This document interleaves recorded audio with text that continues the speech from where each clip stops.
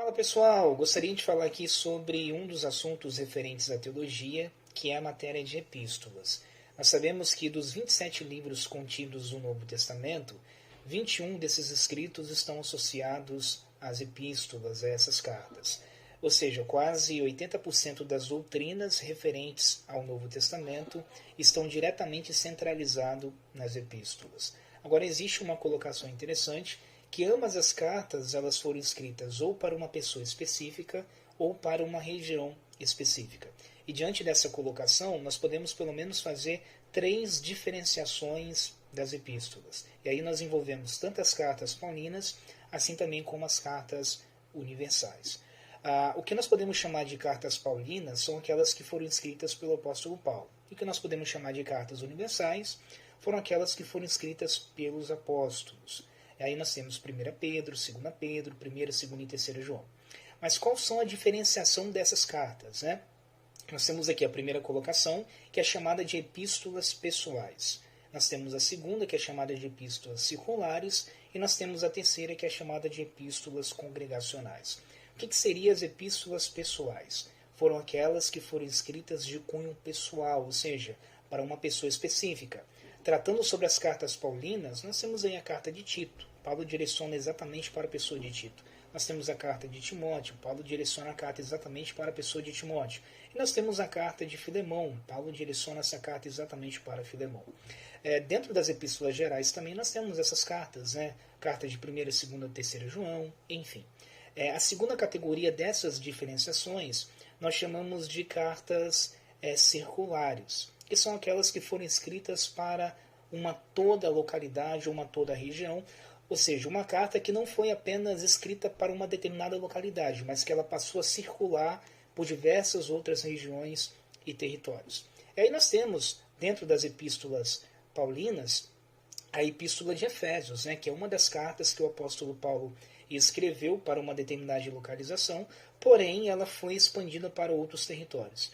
Dentro das epístolas gerais, praticamente todas as epístolas elas foram circulares.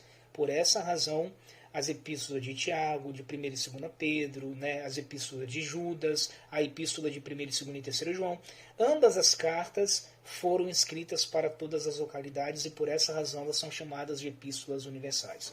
E a terceira divisão nós conhecemos como as epístolas congregacionais, que foram aquelas que foram destinatadas a uma congregação específica. Aí nós temos a carta de Romanos, Paulo escreve exatamente para a congregação de Roma. Nós temos aí a carta de Filipenses, Paulo escreve exatamente para a igreja de Filipos. Nós temos a carta de Corinto, né? Paulo escrevendo para a cidade de Corinto. As próprias epístolas também universais, embora elas carregam o título do seu autor, ambas também foram escritas para várias congregações. É por essa razão que essas epístolas gerais elas não contêm titularidade de destinatário, porque ambas também foram escritas para várias outras regiões e territórios específicos. Agora, uma coisa interessante que abrange o próprio significado da palavra epístola. A palavra epístola ela vem exatamente de uma expressão grega, epístole, e o termo epístole ele carrega dois prefixos, né, ou dois prefixos, assim a gente pode dizer. O primeiro prefixo é epi e o segundo prefixo é ístola. O primeiro prefixo epi significa de ponta a ponta. E o segundo prefixo ístola significa manto. Então, qual é a junção que nós temos aqui? Nós temos aqui pelo menos um contexto narrativo associado a essa definição primária da palavra.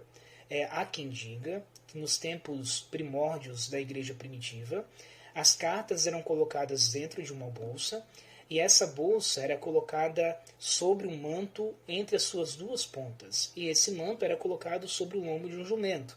Eram os jumentos que eram os principais meios de transporte para enviar essas cartas para as determinadas localidades e as determinadas regiões. Então daí surgiu então o termo epístola, né, que denota a expressão da palavra cartas.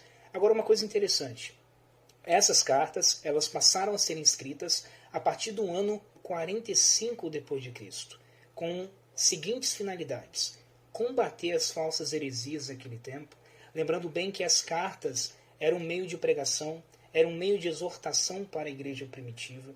nós encontramos dentro do primeiro século vários contextos contradizentes referentes à igreja, vários contextos que atacavam a sã doutrina de Cristo.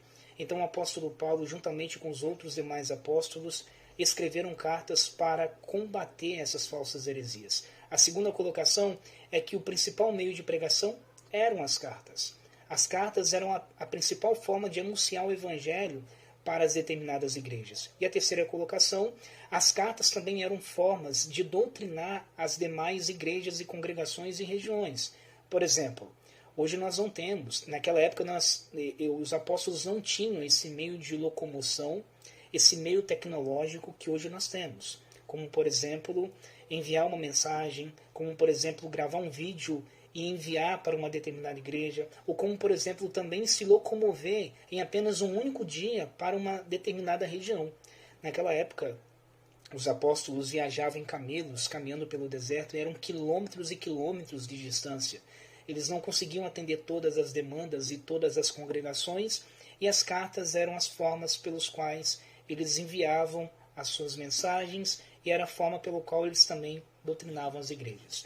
Então nós temos aqui, entre o ano 45 depois de Cristo, em um processo aproximadamente de quase 16 anos, em que essas cartas foram plenamente escritas com o objetivo de ensinar, de exortar e de doutrinar a sã igreja.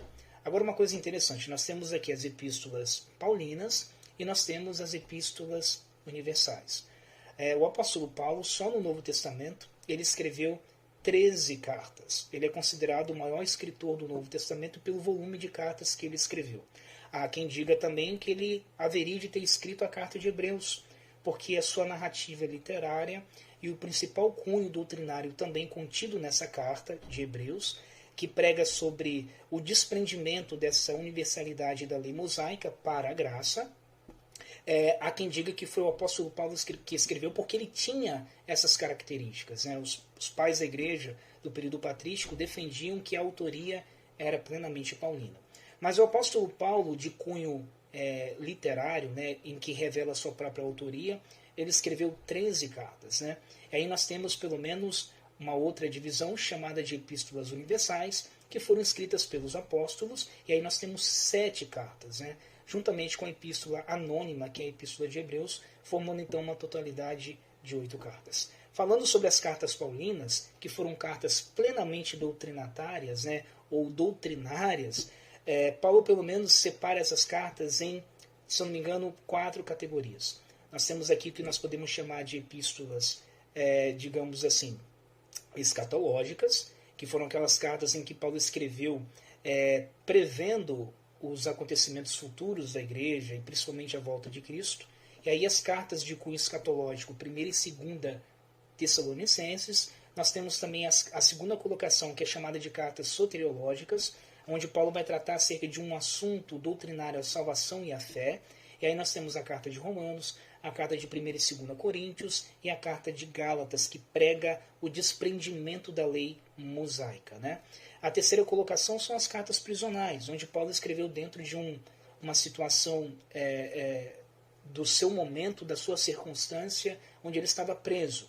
Nós temos a carta de Efésios, nós temos a carta de Filipenses, Colossenses e Filemão.